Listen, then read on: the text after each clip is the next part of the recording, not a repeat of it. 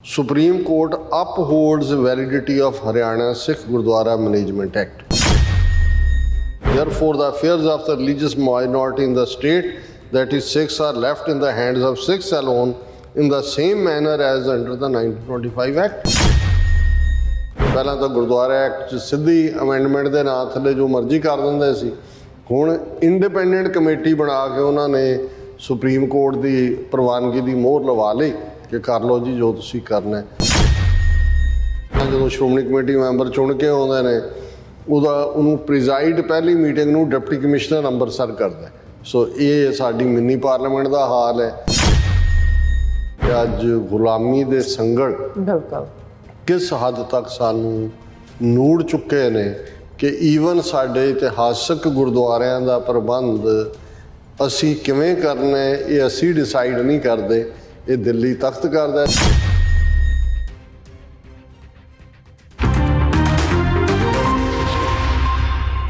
दर्शकों ब्रेक बाद थोड़ा सा आपका भरपूर स्वागत है। सो व्यूअर्स दूसरे सैगमेंट ਵਿੱਚ ਗੱਲਬਾਤ ਕਰਨ ਜਾ ਰਹੇ ਹਾਂ ਕਿ ਭਾਰਤੀ ਸੁਪਰੀਮ ਕੋਰਟ ਨੇ ਗੁਰਦੁਆਰਾ ਹਰਿਆਣਾ ਪ੍ਰਬੰਧਕ ਕਮੇਟੀ ਨੂੰ ਮਾਨਤਾ ਦੇ ਦਿੱਤੀ ਹੈ। RSS 100 ਸਾਲ ਪੁਰਾਣੀ ਸ਼੍ਰੋਮਣੀ ਗੁਰਦੁਆਰਾ ਪ੍ਰਬੰਧਕ ਕਮੇਟੀ ਨੂੰ 2 ਟੁਕੜੇ ਕਰਨ ਵਿੱਚ ਕਾਮਯਾਬ ਹੋ ਗਈ ਹੈ ਔਰ ਸਿੱਖ ਕੌਮ ਨੂੰ ਅੱਗੋਂ ਕਿਵੇਂ ਲੀਰੋ ਲੀਰ ਕਰਨਾ ਹੈ ਇਸ ਬਾਰੇ ਆਪਾਂ ਗੱਲਬਾਤ ਕਰਨ ਜਾ ਰਹੇ ਹਾਂ। ਸੋ ਅਸੀਂ ਚਾਹਾਂਗੇ ਕਿ ਤੁਸੀਂ ਇਸੇ ਤਰ੍ਹਾਂ ਬਣੇ ਰਹਿਣਾ, ਦੇਖਣ ਸੁਣਨੇ ਜਾਂ ਲਿਖਣ ਲਈ ਤੁਹਾਡਾ ਸਭ ਦਾ ਬਹੁਤ ਬਹੁਤ ਸ਼ੁਕਰੀਆ। ਜੀ ਰਾਜ ਸਾਹਿਬ ਕੀ ਕਹਿਣਾ ਚਾਹੋਗੇ? देखो जिहड़ा RSS का वर्किंग पैटर्न है, काम करन दा ढंग है, वो गुझा भी है। ज़ाहरा तौर पर जो उन्होंने सीधे अटैक करने ने उन्होंने गुंडा ब्रिगेड्स भी ने जी, और सिखां दे मामले च उन्हां दी जिहड़ी पहुँच है वो बड़ी कॉशियस है।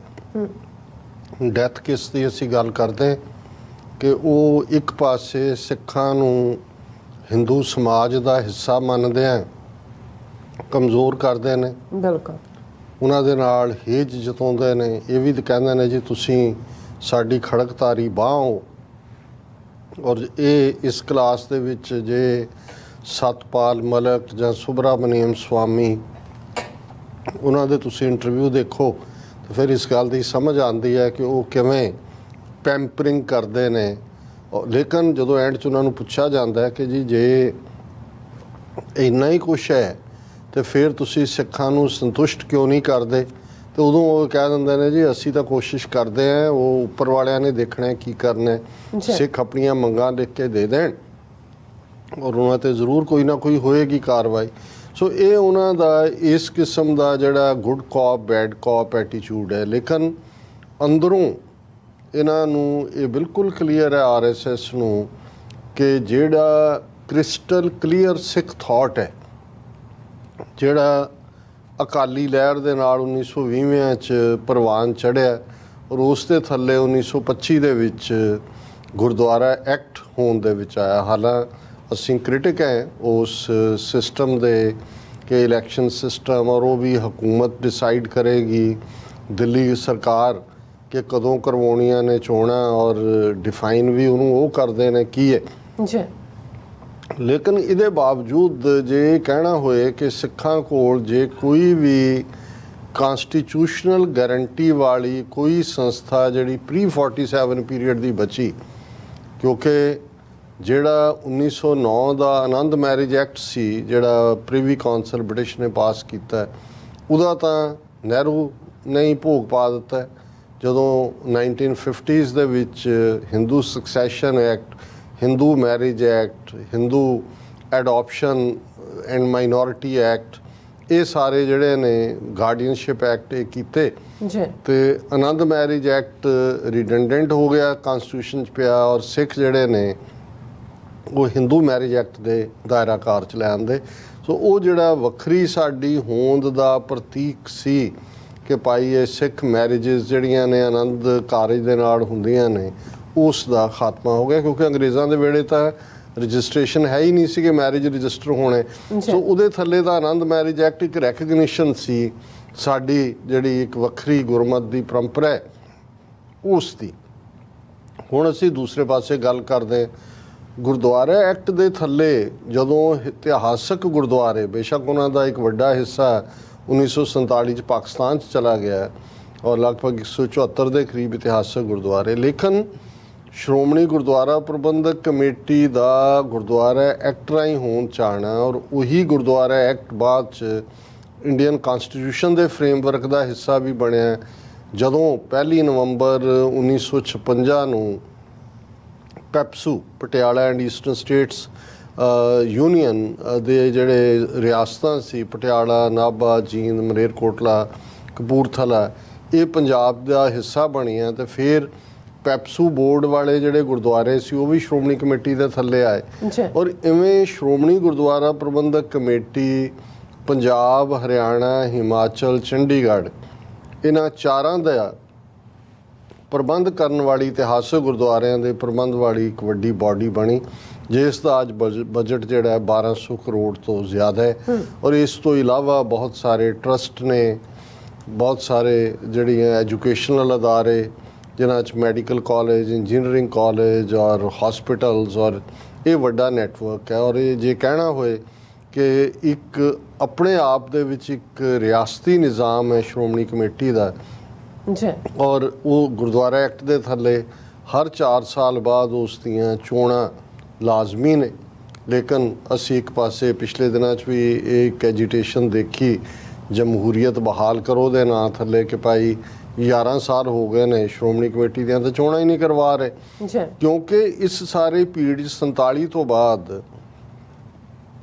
ਦਿੱਲੀ ਹਕੂਮਤ ਦੀ ਇਹੀ ਕੋਸ਼ਿਸ਼ ਰਹੀ ਕਿ ਜਿਹੜੇ ਉਹਨਾਂ ਦੀ ਆਪਣੀ ਸੋਚ ਵਾਲਾ ਗਰੁੱਪ ਜਦੋਂ ਤਾਕਤ 'ਚ ਹੈ ਉਦੋਂ ਚੋਣਾਂ ਕਰਵਾਉਂਦੇ ਨੇ, ਅਦਰਵਾਈਜ਼ ਕਦੇ 17 ਸਾਲ ਬਾਅਦ ਕਰਾਈਆਂ, ਕਦੇ 11 ਸਾਲ ਹੁਣ ਹੋ ਗਏ ਨਹੀਂ ਕਰਵਾਈਆਂ। ਔਰ ਹੁਣ ਇੱਕ ਪ੍ਰੈਸ਼ਰ ਬਿਲਟ ਹੋ ਰਿਹਾ ਕਿ ਵੀ ਇਸ ਨੂੰ ਕਰਵਾਇਆ ਜਾਏ। ਹੁਣ ਇੱਕ ਸ਼ਰਾਰਤ ਜਿਹੜੀ ਉਹਨਾਂ ਨੂੰ 2014 ਦੇ ਵਿੱਚ, ਇੱਕ ਪਾਰਟ ਜਦੋਂ 1966 ਦੇ ਵਿੱਚ ਪੰਜਾਬ ਰੀਆਰਗੇਨਾਈਜੇਸ਼ਨ ਐਕਟ ਲਾਗੂ ਕੀਤਾ ਗਿਆ, ਉਹਦੇ 'ਚ ਕੁਝ ਚੀਜ਼ਾਂ ਜਿਨ੍ਹਾਂ ਨੂੰ ਸਾਂਝੀਆਂ ਕੜੀਆਂ ਕਿਹਾ ਗਿਆ, ਕਾਮਨ ਲਿੰਕਸ, ਉਹਨਾਂ ਹੁਣ ਅੱਜ ਵੀ ਜਿਹੜਾ ਪੰਜਾਬ ਦਾ ਗਵਰਨਰ ਹੈ ਔਰ ਹਰਿਆਣੇ ਦਾ ਗਵਰਨਰ ਹੈ ਇੱਕੋ ਹੀ ਹੈ। ਅੱਜ ਵੀ Punjab and Haryana high court ਕਹਿੰਦੇ ਨੇ, ਪੰਜਾਬ ਇੱਕ ਸੂਬਾ ਹੋਣ ਦੇ ਬਾਵਜੂਦ ਉਹਦਾ ਆਪਣਾ ਹਾਈ ਕੋਰਟ ਨਹੀਂ ਹੈ, ਉਹਨੂੰ ਹਰਿਆਣੇ ਦੇ ਨਾਲ ਕਲੱਬ ਕੀਤਾ ਹੋਇਆ। ਚੰਡੀਗੜ੍ਹ ਜਿਹੜਾ ਪੰਜਾਬ ਲਈ ਬਣਿਆ ਸੀ ਉਸ ਨੂੰ ਰਾਜਧਾਨੀ ਦੇ ਤੌਰ 'ਤੇ ਪੰਜਾਬ ਨੂੰ ਦੇਣ ਦੀ ਥਾਂ ਉਹਨੂੰ ਸੈਂਟਰਲੀ ਗਵਰਨਡ ਬਣਾ ਦਿੱਤਾ, ਯੂਨੀਅਨ ਟੈਰੀਟਰੀ ਬਣਾ ਦਿੱਤਾ। ਔਰ ਪੰਜਾਬ ਐਂਡ ਹਰਿਆਣਾ ਦੋਨਾਂ ਦੀ ਸਾਂਝੀ ਜਿਹੜੀ ਹੈ ਰਾਜਧਾਨੀ ਬਣਾ ਦਿੱਤਾ। ਹੁਣ ਇਹ ਜਿਹੜੀਆਂ ਸਾਂਝੀ ਨਾ ਗਵਰਨਰ ਅੱਡ ਨੇ, ਨਾ ਹਾਈ ਕੋਰਟ ਅੱਡ ਹੈ, ਨਾ ਹੀ ਜਿਹੜਾ ਉਸ ਸਾਰੇ ਨੂੰ ਚੰਡੀਗੜ੍ਹ ਕੈਪੀਟਲ ਦਿੱਤੀ ਗਈ। ਔਰ ਇਸੇ ਤਹਿਤ ਅੰਡਰਸਟੈਂਡਿੰਗ ਇਹ ਸੀ ਕਿ ਭਾਈ ਇਹਦੇ ਬਾਵਜੂਦ ਕਿ ਹਰਿਆਣਾ ਦੇ ਵਿੱਚ ਆਪਣੇ ਇਤਿਹਾਸਕ ਗੁਰਦੁਆਰੇ ਨੇ, ਹਿਮਾਚਲ 'ਚ ਆਪਣੇ ਨੇ, ਪੰਜਾਬ 'ਚ ਜ਼ਾਹਰ ਹੈ ਆਪਣੇ ਨੇ, ਪਰ ਇਹ ਸ਼੍ਰੋਮਣੀ ਗੁਰਦੁਆਰਾ ਪ੍ਰਬੰਧਕ ਕਮੇਟੀ ਇੱਕ ਸਾਂਝੀ ਕੜੀ ਵਾਂਗ ਰਹੇਗੀ, ਇਹਦੇ 'ਚ ਕੋਈ ਤਬਦੀਲੀ ਨਹੀਂ ਕੀਤੀ ਜਾਏਗੀ। ਲੇਕਿਨ ਉਹ ਬ੍ਰਾਹਮਣਵਾਦੀਆਂ ਦੇ ਜਾਂ ਹਿੰਦੂ ਤਵੀਆਂ ਦੇ ਉਹ ਵਾਅਦੇ ਕਿਹੜੇ ਨੇ ਜਿਹੜੇ ਕਦੇ ਵਫਾ ਹੋਏ ਹੋਣ? ਵਾਅਦੇ ਤਾਂ ਕੀਤੇ ਹੀ ਇਸ ਲਈ ਜਾਂਦੇ ਨੇ ਕਿ ਉਹਨਾਂ ਤੋਂ ਮੁੱਕਰਿਆ ਜਾਏ। 2014 ਦੇ ਵਿੱਚ ਦਿੱਲੀ ਦੇ ਵਿੱਚ ਮੋਦੀ ਪ੍ਰਾਈਮ ਮਿਨਿਸਟਰ ਬਣਦਾ, ਇੱਧਰ ਜਿਹੜਾ ਮਨੋਹਰ ਲਾਲ ਖੱਟੜ ਔਰ ਦੂਸਰੇ ਆ ਜਾਂਦੇ ਨੇ, ਹਰਿਆਣੇ ਦੇ ਵਿੱਚ ਬਾਅਦ ਦੇ ਵਿੱਚ ਜਿਹੜਾ ਅੱਜ ਵੀ ਹੈ। ਔਰ ਇਸ ਪੀਰੀਅਡ 'ਚ ਫਿਰ ਇੱਕ ਸ਼ਰਾਰਤ ਏਜੰਸੀਆਂ ਨੂੰ ਸੁਝਦੀ ਹੈ ਕਿ ਭਾਈ ਬੇਸ਼ੱਕ ਸ਼੍ਰੋਮਣੀ ਕਮੇਟੀ 'ਤੇ ਕੰਟਰੋਲ ਬਾਦਲਾਂ ਦਾ ਲਗਾਤਾਰਤਾ ਨਾਲ ਇਹਨਾਂ ਵਰ੍ਹਿਆਂ 'ਚ ਜਿਹੜੇ ਬਿਲਕੁਲ RSS ਦੇ ਪਿਛਲੱਗ, ਪਰ ਉਹਨਾਂ ਨੇ ਤਾਂ ਇਹ ਮਿੱਥਿਆ ਹੋਇਆ ਸੀ ਵੀ ਅਲਟੀਮੇਟਲੀ ਅਕਾਲੀ ਦਲ ਨੂੰ ਵੀ ਭਾਵੇਂ ਉਹ ਬਾਦਲਾਂ ਦੇ ਥੱਲੇ ਹੀ ਹੈ, ਇਹਦੀ ਵੀ ਅਲਖ ਮੁਕਾਣੀ ਹੈ। ਜਿਵੇਂ ਇਹਨਾਂ ਨੇ ਹੁਣ ਉਹ ਖੇਤਰੀ ਦਲਾਂ ਦੇ ਨਾਲ ਜੋ ਕਰ ਰਹੇ ਨੇ, ਔਰ ਉਹਦੇ ਲਈ ਉਹਨਾਂ ਨੂੰ ਇਸ ਗੱਲ ਦੀ ਸਮਝ ਸੀ ਕਿ ਅਕਾਲੀ ਦਲ ਦੀ ਸਟਰੈਂਥ ਨਿਕਲਦੀ ਹੈ ਸ਼੍ਰੋਮਣੀ ਕਮੇਟੀ 'ਚੋਂ। ਅਲਟੀਮੇਟਲੀ ਬਜਟ ਵੀ ਹੈ ਔਰ ਗੁਰਦੁਆਰਿਆਂ ਦੀਆਂ ਬਣੀਆਂ ਬਣਾਈਆਂ ਸਟੇਜਾਂ ਨੇ ਕਿ ਜੇ ਅਕਾਲੀ ਦਲ ਨੂੰ ਖਤਮ ਕਰਨਾ ਹੈ ਤਾਂ ਸ਼੍ਰੋਮਣੀ ਕਮੇਟੀ ਨੂੰ ਡਿਸਟਰੋਏ ਕਰੋ ਜਾਂ ਘੱਟੋ ਘੱਟ ਆਪਣੇ ਜਿਹੜੇ ਨੇ ਉਹ ਕਿਸਮ ਦੇ ਬੰਦੇ ਲਿਆਓ। ਸੋ ਉਦੋਂ ਉਹਨਾਂ ਨੇ ਇਹ ਜਿਹੜਾ ਸਾਰਾ ਮਹਿਕਮਾ ਹੈ, ਬਲਜੀਤ ਸਿੰਘ ਦਾਦੂਵਾਲ ਔਰ ਫਲਾਣਾ ਸਿੰਘ ਝੀਂਡਾ, ਕਿ ਕੌਣ ਕੀ ਕਿਹੜੇ ਨਾਂ ਨੇ, ਮੈਂ ਤਾਂ ਇਹਨਾਂ ਨੂੰ ਕ੍ਰੈਡੀਬਿਲਿਟੀ ਵੀ ਨਹੀਂ ਦੇਣਾ ਚਾਹੁੰਦਾ ਇਹਨਾਂ ਦੇ ਨਾਂ ਲੈ ਕੇ, ਇਹਨਾਂ ਰਾਹੀਂ ਉਹਨਾਂ ਨੇ ਹਰਿਆਣਾ ਗੁਰਦੁਆਰਾ ਪ੍ਰਬੰਧਕ ਕਮੇਟੀ ਜਿਹੜੀ ਹੈ, ਜਿਸ ਨੂੰ ਹਰਿਆਣਾ ਸਰਕਾਰ ਦੀ ਪੂਰੀ ਪੁਸ਼ਤ ਪਨਾਹੀ ਸੀ, ਉਹ ਖੜੀ ਕਰ ਦਿੱਤੀ।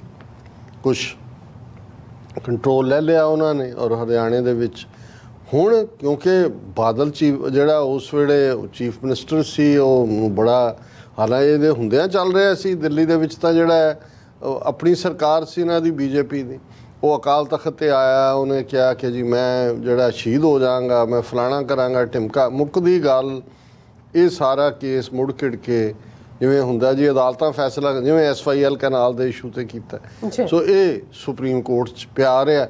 ਹੁਣ 2014 ਤੋਂ ਹਰਿਆਣੇ ਦਾ ਇਹ ਕੇਸ ਹਰਿਆਣਾ ਗੁਰਦੁਆਰਾ ਪ੍ਰਬੰਧਕ ਕਮੇਟੀ, ਹਾਲਾਂਕਿ ਦਾਦੂਵਾਲ ਦੂਜਿਆਂ ਤੀਜਿਆਂ ਰਾਹੀਂ ਕੁਛ ਤੱਕ ਕੰਟਰੋਲ ਉਹਨਾਂ ਕੋਲ ਸੀ, ਲੇਕਿਨ ਇਹਦੀ ਕਨਸਟੀਟਿਊਸ਼ਨਲ ਵੈਲਿਡਿਟੀ ਕਿ ਕਾਨੂੰਨੀ ਤੌਰ 'ਤੇ ਹਰਿਆਣਾ ਕਮੇਟੀ ਸੈਪਰੇਟ ਬਣ ਸਕਦੀ। ਇੱਕ ਪਾਸੇ ਉਹਨਾਂ ਨੇ ਜਿਹੜਾ ਉਹ 11 ਸਾਲ ਤੋਂ ਸ਼੍ਰੋਮਣੀ ਕਮੇਟੀ ਚੋਣਾਂ ਨਹੀਂ ਕਰਵਾਈਆਂ, ਦੂਸਰੇ ਪਾਸੇ 2014 ਤੋਂ ਬਾਅਦ ਅਸੀਂ ਇਹ ਦੇਖ ਰਹੇ ਹਾਂ ਕਿ ਭਾਈ ਇਹਨਾਂ 7 ਸਾਲਾਂ 'ਚ 8 ਸਾਲਾਂ 'ਚ ਆਲਮੋਸਟ ਹਰਿਆਣੇ ਦਾ ਚੱਲਦਾ ਰਿਹਾ। ਹੁਣ ਸੁਪਰੀਮ ਕੋਰਟ ਨੇ ਅੱਜ ਜਿਹੜਾ ਫੈਸਲਾ ਦਿੱਤਾ ਪਿਛਲੇ ਕੱਲ੍ਹ, ਉੱਥੇ supreme court upholds validity of Haryana Sikh Gurdwara management act.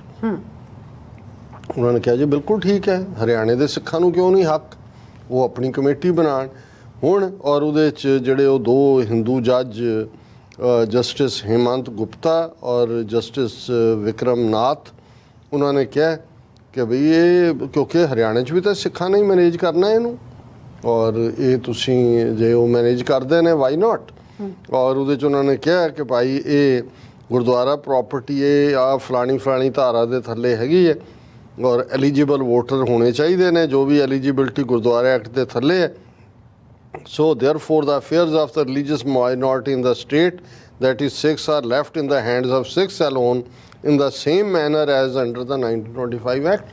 ਕਿ ਅਸੀਂ ਤਾਂ ਕੋਈ ਵਾਇਲੇਟ ਕਰ ਹੀ ਨਹੀਂ ਰਹੇ 1925 ਐਕਟ ਨੂੰ, ਜਿਨ੍ਹਾਂ ਨੇ ਵੀ ਹਰਿਆਣਾ ਇਹ ਐਕਟ ਬਣਾਇਆ ਹੈ ਇਹ ਬਿਲਕੁਲ ਵੈਲਿਡ ਹੈ। ਔਰ ਪਹਿਲਾਂ ਕਿਉਂਕਿ ਪੈਟੀਸ਼ਨ ਹੀ ਹਰਭਜਨ ਸਿੰਘ ਨਾਂ ਦੇ ਮੈਂਬਰ ਸ਼੍ਰੋਮਣੀ ਕਮੇਟੀ ਨੇ ਕੀਤੀ, ਸੁਪਰੀਮ ਕੋਰਟ ਨੇ ਉਸ ਦੇ ਉੱਤੇ ਮੋਹਰ ਲਾ ਦਿੱਤੀ। ਹੁਣ ਹਰਿਆਣੇ ਦੇ ਸਿੱਖ, ਹਰਿਆਣੇ ਦੇ ਤੁਹਾਡੇ ਇਤਿਹਾਸਕ ਗੁਰਦੁਆਰੇ ਹਰਿਆਣਾ ਗੌਰਮੈਂਟ ਦੇ ਕੰਟਰੋਲ 'ਚ। ਮਹਾਰਾਸ਼ਟਰ ਦੇ ਵਿੱਚ ਪਹਿਲਾਂ ਹੀ ਸ਼ਿਵ ਸੈਨਾ ਦੇ ਰਾਹੀਂ ਉਹਨਾਂ ਦਾ ਪਹਿਲਾਂ ਕੰਟਰੋਲ ਸੀ। ਹੁਣ ਮਹਾਰਾਸ਼ਟਰ ਸਰਕਾਰ ਜਿਹੜਾ ਤਖਤ ਸ੍ਰੀ ਹਜ਼ੂਰ ਸਾਹਿਬ ਬੋਰਡ ਹੈ ਉਸ ਦੇ ਉੱਤੇ ਪੂਰਾ ਜੱਫਾ ਸਰਕਾਰੀ ਏਜੰਸੀਆਂ ਜਾਂ ਮਹਾਰਾਸ਼ਟਰ ਦੀ ਸਰਕਾਰ ਜਾਂ ਹਿੰਦੂਤਵ ਵੀ ਡਿਸਾਈਡ ਕਰਦੇ ਨੇ ਉੱਥੇ ਕੀ ਹੈ। ਪਟਨਾ ਸਾਹਿਬ ਕਮੇਟੀ ਉਹਦੇ 'ਚ ਵੀ ਹੁਣ ਅਸੀਂ ਪਿਛਲੇ ਪੀਰੀਅਡ 'ਚ ਦੇਖਿਆ ਵੀ ਅਵਤਾਰ ਸਿੰਘ ਹਿੱਤ ਭਾਵੇਂ ਅਕਾਲੀ ਸੀ, ਉਹਨੇ ਮਰ ਗਿਆ ਹੁਣ ਤਾਂ, ਉਹਨੇ ਕੀ ਕੀਤਾ, ਰਣਜੀਤ ਸਿੰਘ ਔਰ ਜਥੇਦਾਰ ਨੇ ਉਸ ਤੋਂ ਪਹਿਲਾਂ ਗਿਆਨੀ ਇਕਬਾਲ ਸਿੰਘ, ਉਹਨੂੰ ਕਿਵੇਂ ਉੱਥੇ ਰੱਖਿਆ ਪੱਕੇ ਤੌਰ ਦੇ ਉੱਤੇ, ਇਹਦੇ ਬਾਵਜੂਦ ਕਿ ਉਹ ਬੜਾ ਘਟੀਆ ਬਦ ਇਖਲਾਕ ਜਿਹਾ ਆਦਮੀ ਸੀ। ਫਿਰ ਉਹਨੂੰ ਉੱਥੇ ਸੱਦਿਆ ਅਯੁੱਧਿਆ ਮੰਦਿਰ ਦੇ ਵੇਲੇ, ਇਕਬਾਲ ਸਿੰਘ ਮੋਦੀ ਦੇ ਨਾਲ ਬੈਠਾ ਹੋਇਆ। ਹੁਣ ਉਸ ਦੇ ਨਾਲ ਦਿੱਲੀ ਕਮੇਟੀ ਅਸੀਂ ਦੇਖੀ, ਮਨਜਿੰਦਰ ਸਿਰਸਾ ਔਰ ਉਹਦੀ ਉਹ ਸਾਰੀ ਨਸਲ ਦੇ ਜਿਹੜੇ ਲੋਕ ਨੇ। ਆ 2 ਦਿਨ ਪਹਿਲਾਂ ਵੀ ਉਸ ਕਿਸਮ ਦੇ ਜੀ ਮੋਦੀ ਜਿਹੜਾ ਉਹ ਉਹਦਾ 91ਵਾਂ ਜਨਮ ਦਿਨ ਪਤਾ ਨਹੀਂ 70ਵਾਂ ਕਿ ਕਿੰਨਵਾਂ ਬਾਲਾ ਸਾਹਿਬ ਭੋਗ ਪਾਇਆ ਪਾਠ ਦਾ, ਤੇ ਉਹ ਟਰੇਟਰਸ ਦਾ ਟੋਲਾ ਜਿਹੜਾ ਉਹਨੂੰ ਪੱਗ ਬੰਨਣ ਜੇ ਅਸੀਂ ਇਹ ਪਹਿਲੀ ਵਾਰ ਹੋਇਆ ਕਿ ਜੀ ਕਿਸੇ ਗੁਰਦੁਆਰੇ 'ਚ ਮੋਦੀ ਦੀ ਲੰਬੀ ਉਮਰ ਦੀ ਅਰਦਾਸ ਕੀਤੀ ਗਈ। ਦੂਜਾ ਆ 2 ਦਿਨ ਪਹਿਲਾਂ ਦੀ ਖਬਰ ਸੀ। ਸੋ ਮਤਲਬ ਤਖਤ ਹਜ਼ੂਰ ਸਾਹਿਬ ਕਮੇਟੀ ਪਹਿਲਾਂ ਹੀ RSS ਦੇ ਕੋਲ, ਪਟਨਾ ਸਾਹਿਬ ਦਾ ਅਸੀਂ ਦੇਖ ਰਹੇ ਹਾਂ।